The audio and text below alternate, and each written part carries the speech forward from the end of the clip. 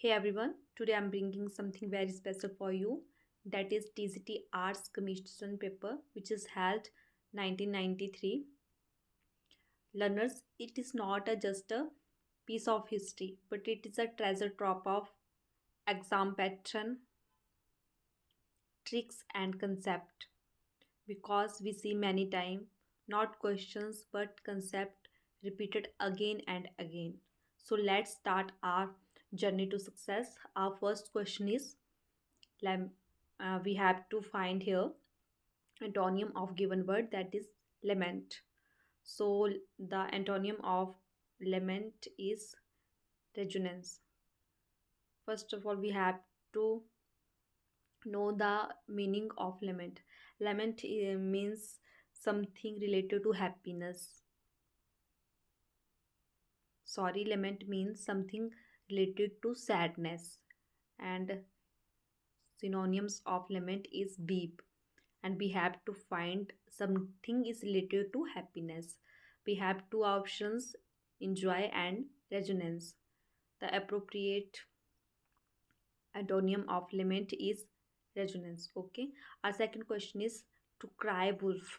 The cry wolf, आपने बहुत बार story सुनी होगी, एक लड़का रोता है कि टाइगर आ गया, बट एक्चुअल में आया नहीं होता है, और जब जिस दिन सच में आया होता है तो उसकी बात पे कोई बिलीव नहीं करता है. So idiom related to the story to cry wolf is to give false alarm. वो फॉल्स अलार्म देता है. Okay, our third question is the ship better till storm blank before sailing out to सी.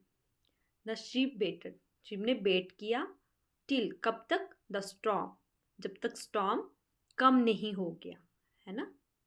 जब तक तूफान जो है वो कम नहीं हो गया तब तक वेट किया. तो एप्रोप्रिएट जो यहाँ पे वर्ड आएगा वो होगा अवेटेड. यहाँ पे अवेटेड थोड़ा मतलब अलग अलग लिखा है, तो ये टाइपिंग मिस्टेक हो सकती है, ये साथ में होगा वर्ड. अवेटेड का मतलब होता है टू रिड्यूस इंटेंसिटी, किसी चीज़ की इंटेंसिटी कम होना. Okay, so second option is correct. And fourth question is put article, appropriate article in this blank. So here we have to put the tiger is a fierce animal, because the tiger indicate whole species of tiger, but in grammar we treat it as singular form. That's why they take the verb is. Okay, पर इसके अलावा अगर हम जैसे बोलते हैं the police, the gentry, है ना, द पब्लिक, ऐसे the cattle, the cavalry, the youth, तो उनके साथ हम ये जो वर्ड हैं उनको हम सिंगुलर ट्रेट नहीं करते, उनको प्लूरल ट्रेट करते हैं, तो उनके साथ फिर आर आता है. बट द टाइगर है, ये होल स्पीसीज को तो इंडिकेट करता है, बट हम इसको एज अ सिंगुलर ट्रीट करते हैं. ओके स्टूडेंट, इस बात का आपने ध्यान रखना है. Next question, ईडल. ईडल का मतलब होता है इनएक्टिव, डूइंग नथिंग, जो कुछ भी नहीं करता है, इनएक्टिव है, उसको बोलते हैं idle. So here we find antonym of idle. Antonym of idle is very easy, busy. Okay, जो बिजी है ना, एक्टिव है मतलब. The antonym of improve. Improve तो आपको पता ही है ना, इम्प्रूव, इम्प्रूव करना. So antonym of idiom is improve is our first option is right here. Deteriorate का मतलब होता है अवनति करना, इम्प्रूव का मतलब होता है उन्नति करना. Deteriorate is appropriate antonym of improve. Improve, deteriorate, deteriorate. Okay, our next question is the world is blank, a serious energy problem. A world is blank, confronting means is problem facing it directly. The word is facing problem directly, a serious energy problem. Okay, next is It was hard work and I was sweating. It was hard work and I was sweating profusely. The option C. Profusely का मतलब होता है a lot और heavy. Next question is correct spelling of author is option B. AUTHOR, author. It is very easy. And the next one is we find here incorrect sentence. First one is he asked me how did know him. How did know him. आपने देखा होगा कि जब कोई WH family से start होता है word, है ना, तब तो उसमें इन्वर्जन हम करते हैं कि हाउ के बाद डिड लगाएंगे, वट के बाद डिड लगाएंगे, डू लगाएंगे. बट जब उससे पहले एक सेंटेंस है जैसे he asked me how did know him, तो यहाँ पर हम डिड नहीं लगाएंगे, हेल्पिंग वर्ब नहीं लगाएंगे. उसके बाद हम सब्जेक्ट ही यूज़ करेंगे हाउ के बाद. और जब हम इंटरेक्ट स्पीच बनाते हैं ही आस्क्ड मी, तब भी हम डिड का यूज़ नहीं करते हैं हाउ के बाद. तो यहाँ क्या होगा, इसका करेक्ट सेंटेंस क्या होगा, he asked me how I knew him. Okay, in indirect speech, not how did. We have to use here how I knew him. Okay, it is a very bad scholar. It is correct sentence. I do not know how you are this day. I have some milk but I don't have any sugar. These all are correct. Okay, our next question is find out whether there is error in it. So let's read the sentences. First one is all of you will agree with me. It is correct that no problem faced by our society. Okay, next one as as grave and intractable. So here not an intractable. We have to use here and intractable. Is as grave and intractable. Okay, not an intractable. And 12th question, we have not any instruction of it, but in answer key I found its answer option A. Let's shift our next question. Choose single word for a group of word, that is who know many languages. The person who know many languages we called polyglot. Okay, and the synonym of caste वर्ण. The answer is varna. वर्ण use करते हैं हम to meaning of caste, different type of varna. He is coming blank plane, by plane.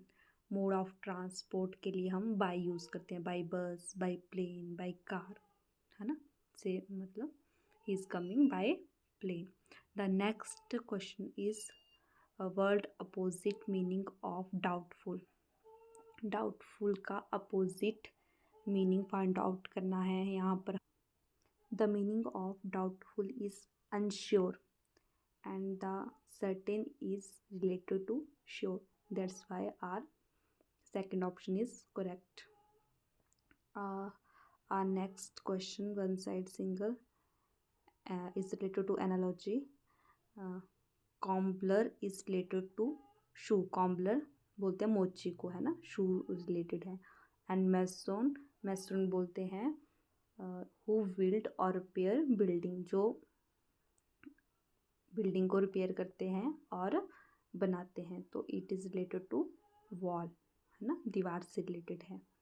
Pick out the word that is most nearly same meaning the given word. That pretension, that means specially one not fully justified. Pretension हमने बहुत बार सुना भी है कि pretension की, तो इसका meaning होगा क्लेम, कि क्लेम किया. One not fully justified. And our last question is as a general rule politicians do not blank centre stage.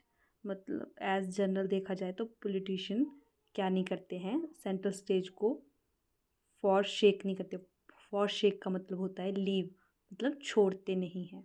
आजकल इसके लिए एक और मतलब most frequently asking the world is abundant. Abundant का मतलब भी होता है लीव, AVANDON, अबंडन। अबंडन का मतलब भी फोर शेक होता है, इट मीन्स लीव, किसी को छोड़ना। As a general rule politicians do not forsake center stage. Okay, so our next portion is related to Hindi subject. त्र किस में आ रहा है, मित्र और इत्र में आ रहा है। पर जब ऐसा कॉन्फ्लिक्ट हमें देखने को मिलता है, दोनों में आपको ऑप्शन ठीक हो, तो जो हमारा स्टार्टिंग वाला ऑप्शन होता है उस पर हमने टिक लगाना होता है, तो यहाँ पे मित्र। एंड नेक्स्ट इज व का उच्चारण स्थान दांतों और होंठों से होता है, इसलिए ऑप्शन सी करेक्ट है, दंतोष्ट। शुद्ध शब्द है, शुद्ध शब्द यहाँ पे ऑप्शन हमारा सेकंड होगा। श्रेणी हीणी यूज होता है महाभारत काल में, सेना की इकाई को अक्षौहिणी कहा जाता था। चंचल शब्द का स्त्री लिंग होगा चंचला। ओके, चेतना का विपरीत होगा अचेतन। श्री शब्द का विपरीत होगा इतिश्री। श्री का मतलब होता है, वैसे हमने बड़ी जगह श्री देखा होगा लिखा हुआ, तो श्री का मतलब होता है ऐश्वर्य, समृद्धि या शुरू करना, और इतिश्री का मतलब होता है समाप्त करना। नेक्स्ट इज पीताम्बर। पीताम्बर का हमने सही समास बताना है, तो पीताम्बर में होगा बहुब्रीही समास। जब कोई वर्ड जो है वो थर्ड पर्सन को इंडिकेट करता है ना, तो मतलब कि पीता अंबर मतलब पीला अंबर अर्थ ना लेकर हम इस शब्द का अर्थ ले रहे हैं भगवान कृष्ण से, मतलब थर्ड पर्सन को इंडिकेट कर रहा है, तो ये बहुब्रीही समास होगा। गंगा का पर्यायवाची शब्द नहीं होगा, मंदाकिनी, सुरसरी, है ना, भागीरथी, तो ये होता ही है, but option A is wrong. Sudhanshu का मतलब होता है चंद्रमा। ओके, और नेक्स्ट क्वेश्चन इज कामदेव का समानार्थक शब्द है। कामदेव का समानार्थक शब्द होगा अनंग। अनंग का मतलब होता है जिसका शरीर न हो, अर्थात कामदेव जी को भगवान शिव ने भस्म कर दिया था, इसीलिए कामदेव का समानार्थी शब्द है अनंग, जिसका शरीर न होता हो उसे अनंग कहा जाता है। अंश, अंश का अर्थ है हिस्सा, जो कि स्थान को दर्शा रहा है। भुवन, भुवन का